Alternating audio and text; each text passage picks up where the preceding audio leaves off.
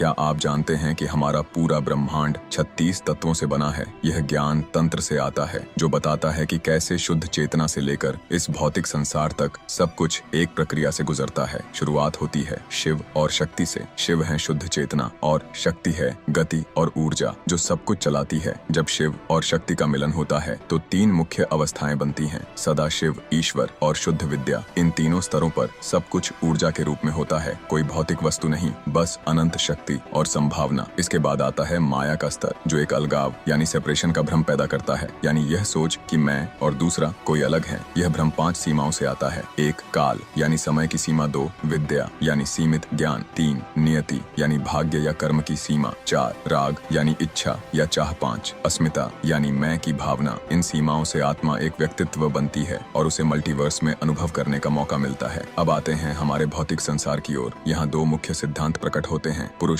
यानी व्यक्तिगत आत्मा या चेतना और प्रकृति जिससे सारा भौतिक जगत बनता है। इन दोनों के मिलन से ही हमारी दुनिया जैसी हम उसे अनुभव करते हैं वह बनती है। हमारे 5 इंद्रियां और 5 महाभूत यानी पृथ्वी, जल, अग्नि, वायु, आकाश इसी स्तर पर सक्रिय होते हैं और यही है वह अंतिम स्तर जहाँ शिव की अनंत चेतना पूरी तरह से भौतिक संसार में उतर आती है, यानी हमारा जीवन, हमारा ब्रह्मांड। लेकिन असली सुंदरता यह है कि यह प्रक्रिया उल्टी भी हो सकती है। अगर हम इन 36 तत्वों को समझें और उन पर ध्यान करें तो हम फिर से उस शुद्ध चेतना, उस असीम शिव से जुड़ सकते हैं। ये तत्व हमें याद दिलाते हैं कि हम ब्रह्मांड से अलग नहीं हैं, बल्कि हम खुद ब्रह्मांड हैं जो खुद को अनुभव कर रहा है। यही है तंत्र का अद्भुत रहस्य, आत्मा से ब्रह्मांड तक और ब्रह्मांड से फिर आत्मा तक। दोस्तों कमेंट में जय शिव शक्ति जरूर लिखें।